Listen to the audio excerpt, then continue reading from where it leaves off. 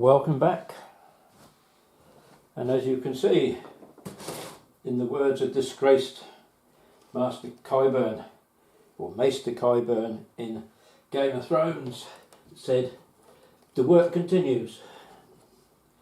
Demolition work, that is, of course, because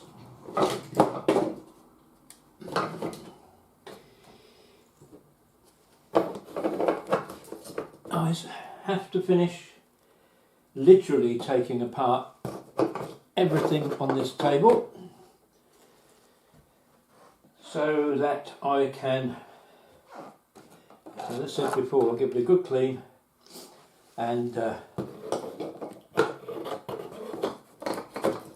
put it all back together again.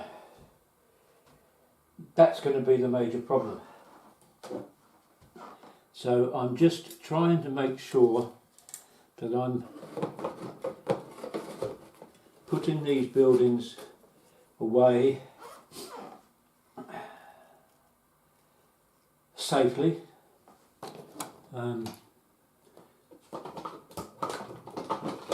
Just drop the odd one or two models in there, hopefully without harming anything. Can I get another one or two models in on top?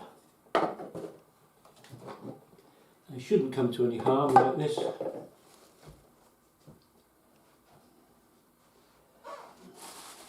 There's the supermarket. We'll pop that in there.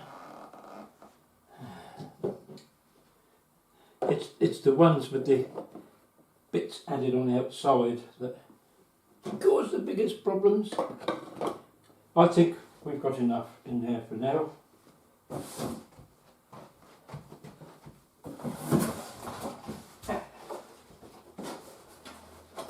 I need another box.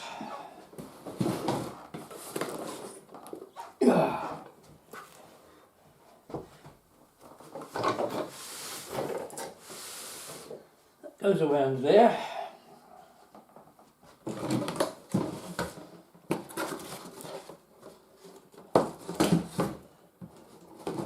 Right.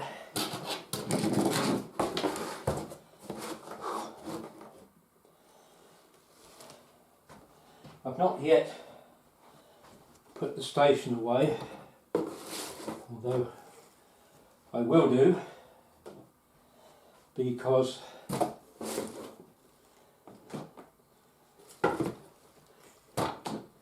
I've got the whole box of new track for the DCC side of things, but I need to leave a bit here for now because I need to mark it out before I clean the table. Put that in there, and then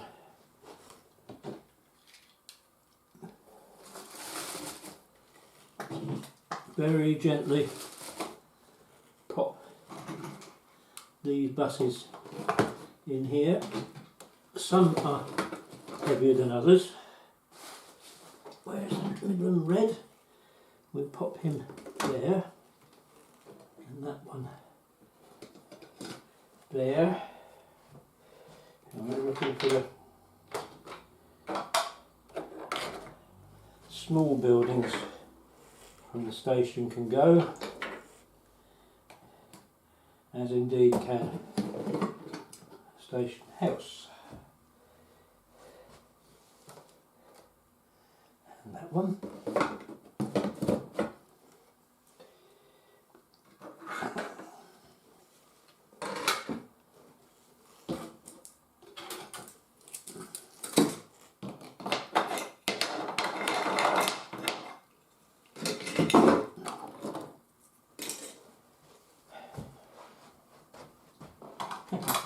It's funny, isn't it, when you think all the work that went into putting this thing together in the first place, and you think, what a disappointment, now it's all coming apart, but it is a necessity. I don't actually think you can see what I'm doing here, can you? I'm just rabbiting on, but I'm taking apart the platform fencing at present. I'm just popping it in the box here. And I'm going to be doing that along with the platform canopies.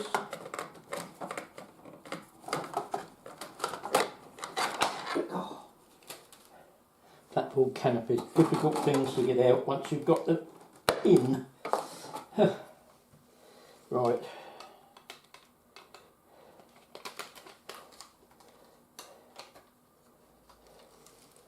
Okay, very gently because otherwise the glazing will suffer. There we go.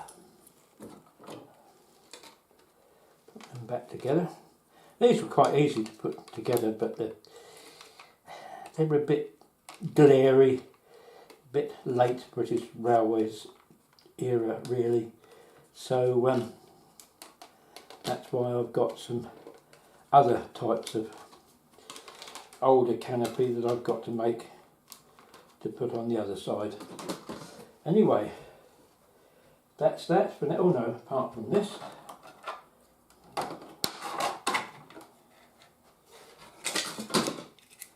And that.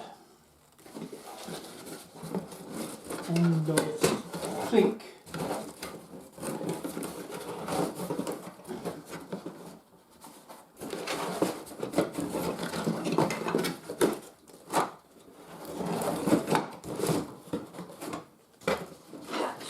probably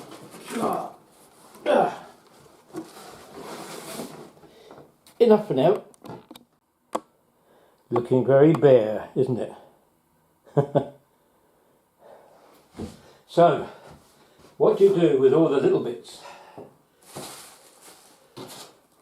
All the little bits that you haven't got any other home for. You get a small box, because I think you all know as well as I do,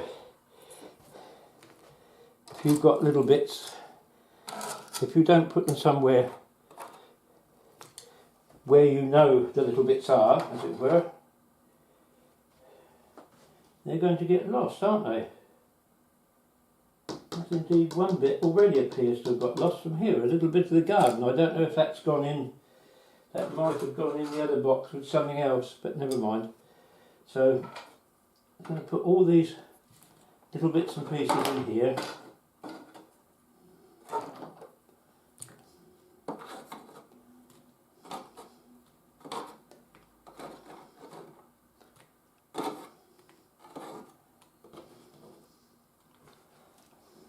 There we go. Done. And I think you have been, sir, well and truly. Oh, there's another bit of...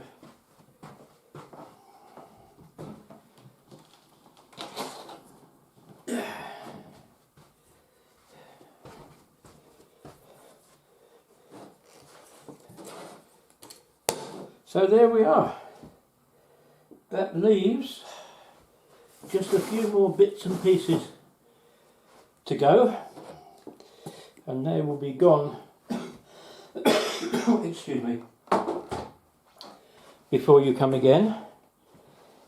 But of course it's the unboxings that you've come to see, and there might not be many more of them in the weeks to come. It'll probably be more.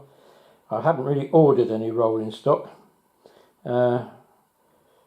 but you might be able to see some of the rolling stock that I've already got. Anyway, let's press on. Now, this is probably going to be one of the most unusual unboxings you've ever seen, because I received the other day this great big box here, and you'll never guess what it's full of.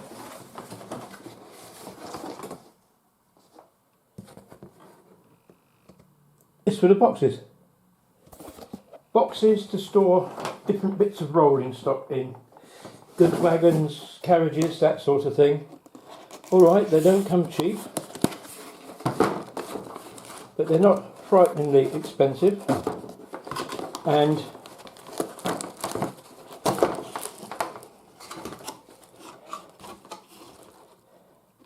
they come with very nicely arranged storage compartments. This one is to put Pullman coaches in. Now, alright, you always hear the arguments about, for goodness sake, don't take it out of the boxes, or if you do, don't throw the boxes away. Well, I've only got a box for one of them, and that's this one here. And to be honest, a lot of these carriages, once they've been out and people have bought them, their value does drop.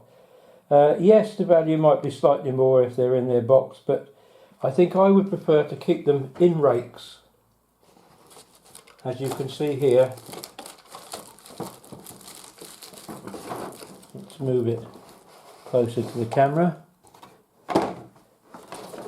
How's that? Oh yes, you can see that better there, can't you? Not sure whether to put them up that way. I think that might be a better way to do it.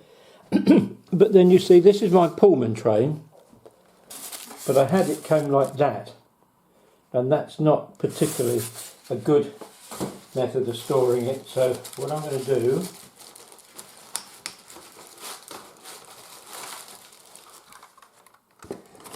is to put the train in there. I had to get that one because it was named after one of my daughters, Jane. Unfortunately, there isn't one called Tracy, but if I ever find one, obviously I will buy that one. So we can put Agatha in there, and the other one's just taken a tumble, but because of the way it was in the packaging, it hasn't caused any harm. So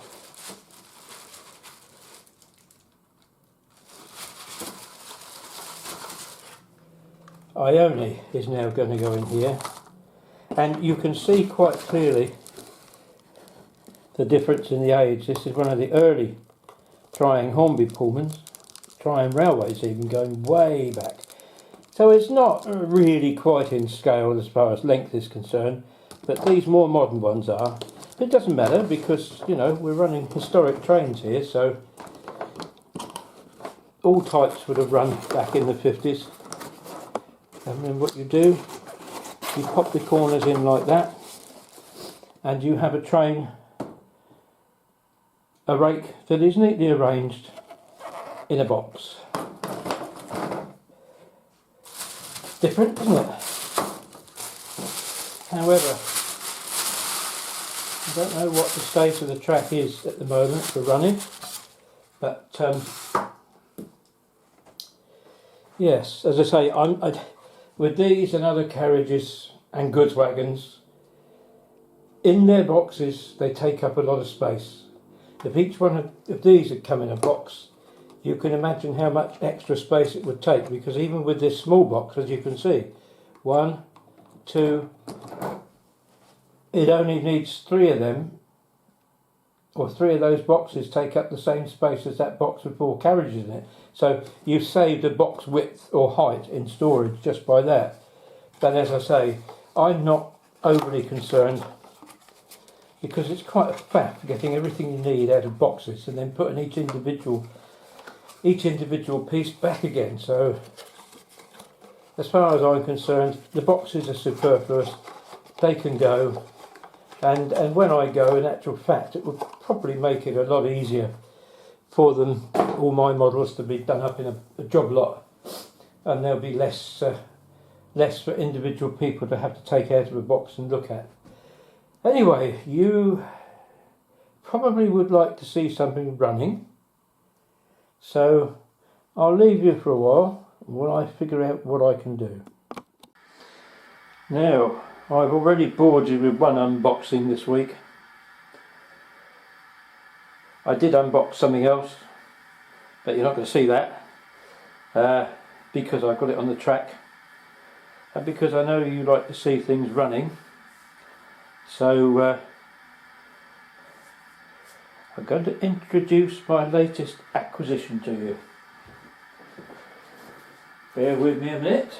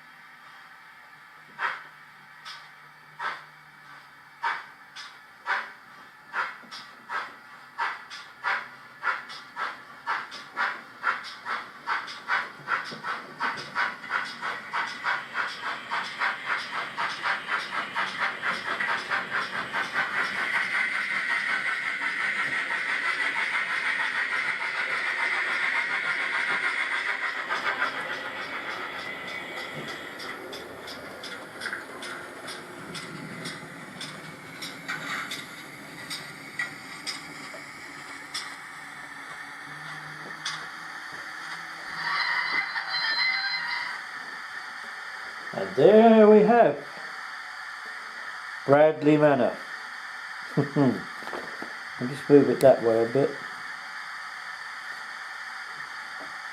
This is one of the latest releases from Daypole, and I have to say I am very, very much impressed with it.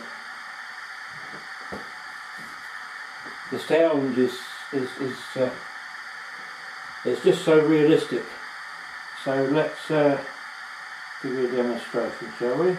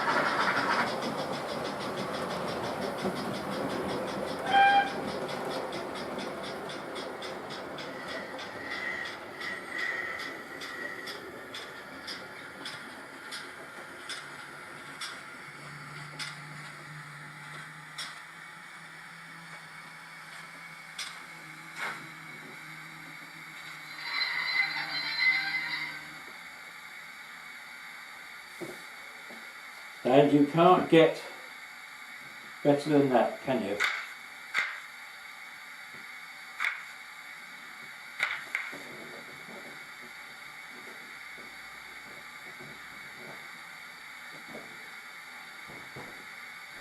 So that's Bradley Manor, and I think you'll agree with me, that's a very nice piece of kit. That now takes me, I can't remember if I said or not, that takes me to 6 steam locos now, which is one for almost every purpose that I need. Though I do have one more steam connected thing coming, which I think will have many of you saying, blimey, what the hell is that? But that's for the future. In the meantime, it doesn't look much anymore, does it? But hopefully there'll be a bit of progress by the next time you see me. I hope at least to have laid out the new outer track with the new stuff that I've got, and then we'll see where it goes from there, because I've yet to get track pins to nail it down with, though, to be quite honest. I suppose I should, because once it's in place it needs to stay there. I'll have to have a think about that one. But anyway, see you soon.